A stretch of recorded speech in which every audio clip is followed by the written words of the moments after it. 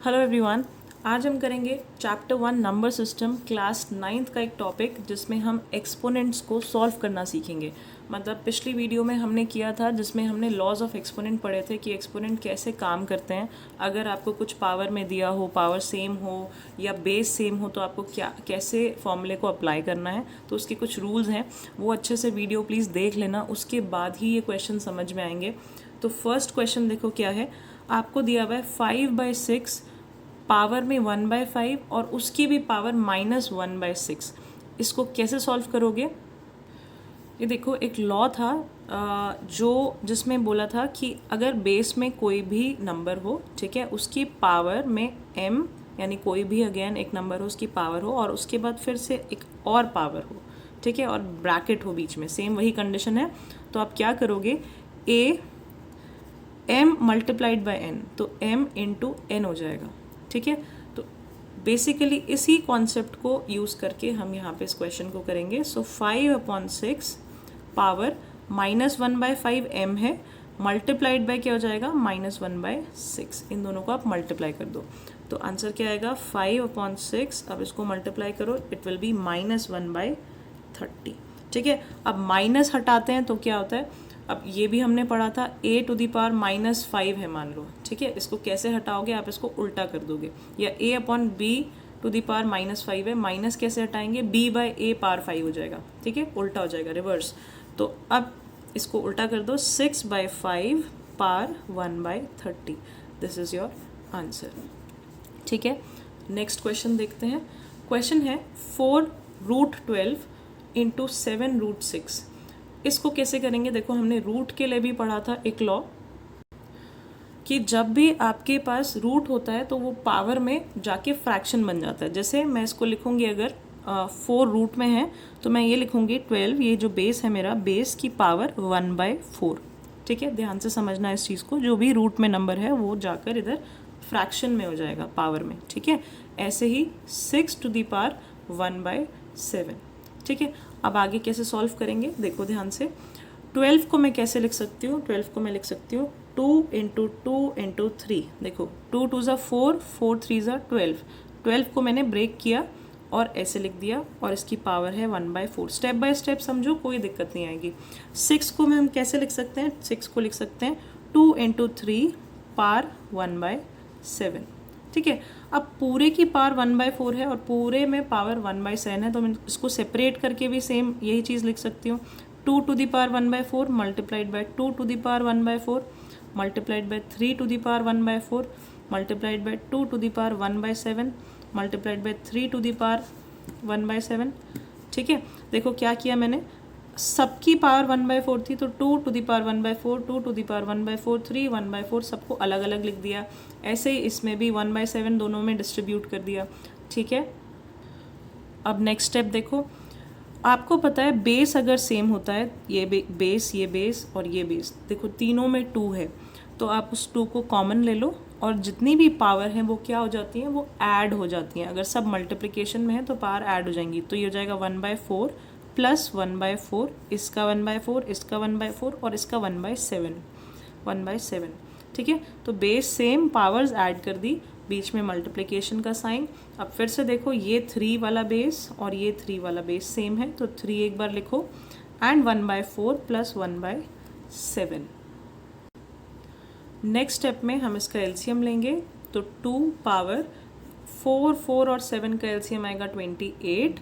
इसको सॉल्व करोगे तो you will get 7 + 7 + 4 multiplied by 3, फिर 7 और 4 का एलसीएम होगा 28, 7 + 4 ऊपर आ जाएगा।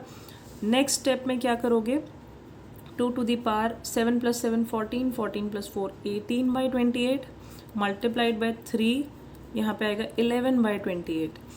अब देखो ध्यान से, यहाँ पे 1/28 और 1/28 दोनों में कॉमन है, यानी कि इसकी पावर में भी 1/28 है और इसकी पावर में भी 1/28 है, वो भी नीचे डिनोमिनेटर में।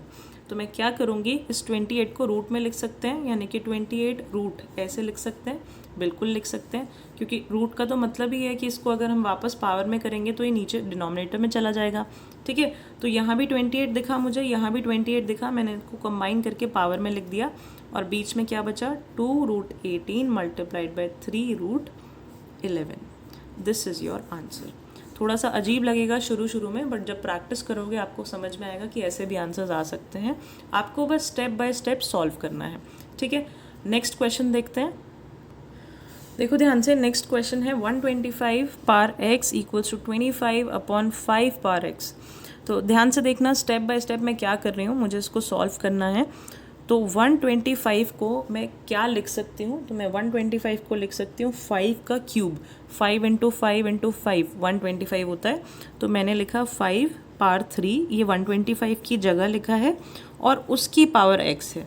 तो ध्यान से देखो, 125 की जगह पर आ गया 5 पावर 3 और उसकी whole power x equals to 25 को मैं लिख सकती हूँ 5 पावर 2 और 5 और x अपनी जगह पर एज इट इज़ है, ठीक है। अब ये सारा क्वेश्चन में मैंने क्या किया है, बेस सेम कर दिया, सबके पास 5 बेस है देखो, ठीक है।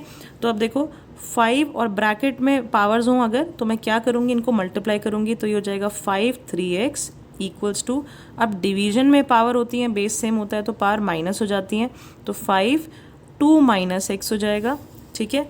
उसके बाद आप क्या करोगे, अब आपका ये नॉर्मल क्वेश्चन है 5 3x 5 2 - x, तो बेस सेम है, तो ये पावर देखो, अगर ये बेस सेम है और बीच में इक्वल्स टू का साइन है तो ये जो है इसके इक्वल है। अगर ये दोनों बराबर हैं, LHS RHS इक्वल हैं, तो बेस भी सेम है तो पावर भी इक्वल होंगी। तो क्या मैं इसको ऐसे लिख सकती हूँ 3x इक्वल्स टू 2 - x, ठीक है।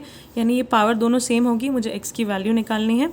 तो 3x, ये जो x है इधर आएगा तो पॉजिटिव हो जाएगा, plus x equals to 2, 3x plus x होगा 4x equals to 2, x equals to 2/4 which is 1/2। तो x की वैल्यू यहाँ पे आ गई 1/2, ये आपका आंसर है। इसको ध्यान से देखना और स्टेप बाय स्टेप खुद से बिना देखे करने की कोशिश करना, बहुत ईजी है, धीरे धीरे मज़ा आने लगेगा ये क्वेश्चन सॉल्व करने में। एक और क्वेश्चन देखते हैं। देखो ये क्वेश्चन है 81/16 पावर -3/4, 9/25 पावर 3/2, 5/2 पावर -3। देखने में अजीब लगता है लेकिन आसान होता है बहुत। देखो 81, आपको स्क्वायर और क्यूब रूट्स याद होने चाहिए।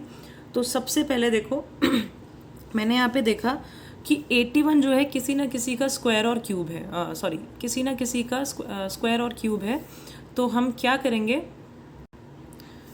81 को देखते हैं सबसे पहले। 81 किसका स्क्वायर है, 9 का स्क्वायर है, ठीक है।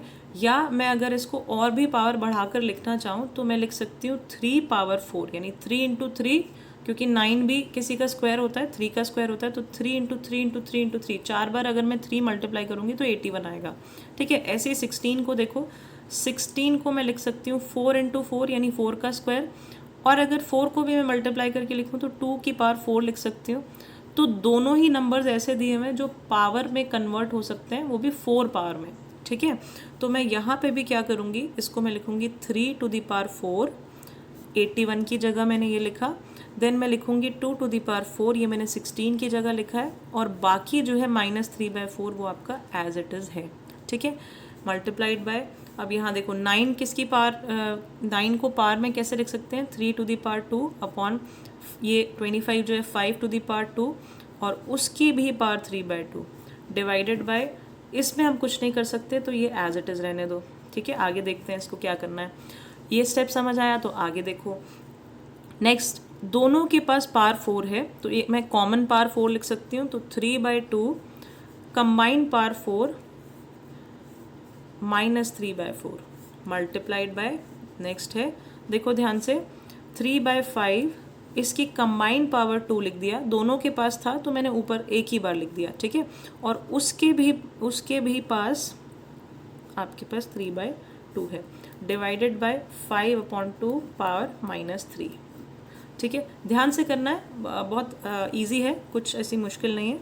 अब देखो ये दोनों मल्टीप्लाई हो रहे हैं आपस में, ब्रैकेट है तो मल्टीप्लिकेशन है, तो ये न्यूमरेटर में है, ये डिनोमिनेटर में है, ये दोनों कैंसिल हो जाएंगे, ये भी सेम, दोनों कैंसिल हो जाएंगे, ठीक है। तो ये हो जाएगा 3/2 पावर -3 मल्टीप्लाइड बाय यहाँ पे 3/5 पावर 3 डिवाइडेड बाय 5/2 पावर -3। इतना समझ आया?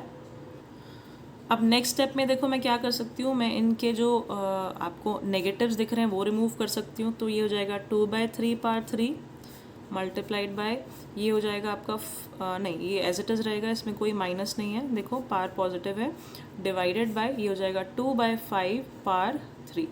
सारी पावर को मैंने पॉजिटिव कर दिया, ठीक है, रेसिप्रोकल करके। अब नेक्स्ट 2/3 पावर 3 बिल्कुल ठीक है, मल्टीप्लाइड बाय, अब पहले मुझे ब्रैकेट ओपन करना है, ठीक है। बीच में मुझे डिवीजन का साइन दिख रहा है, डिवीजन को कैसे सॉल्व करते हैं, हम बीच में मल्टीप्लाई कर देते हैं और इसको रेसिप्रोकल कर देते हैं, ठीक है। तो 3/5 पावर 3 मल्टीप्लाइड बाय, ये हो गया मल्टीप्लाई, इसका नेक्स्ट क्या होता है, इसको रेसिप्रोकल कर देते हैं, ये ऊपर चला जाएगा, ये नीचे, तो ये हो जाएगा 5/2 पावर 3। ये बात समझ में आई?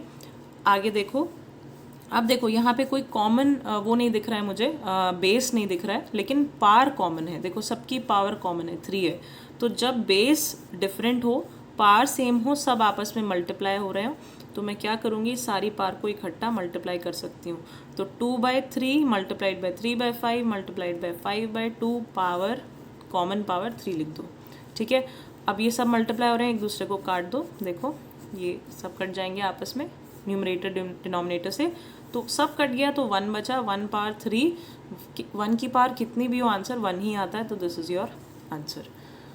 आई होप ये क्वेश्चन समझ आया होगा। बहुत सारे ऐसे क्वेश्चंस प्रैक्टिस करना, तभी मज़ा आएगा और तभी क्लैरिटी आएगी माइंड में।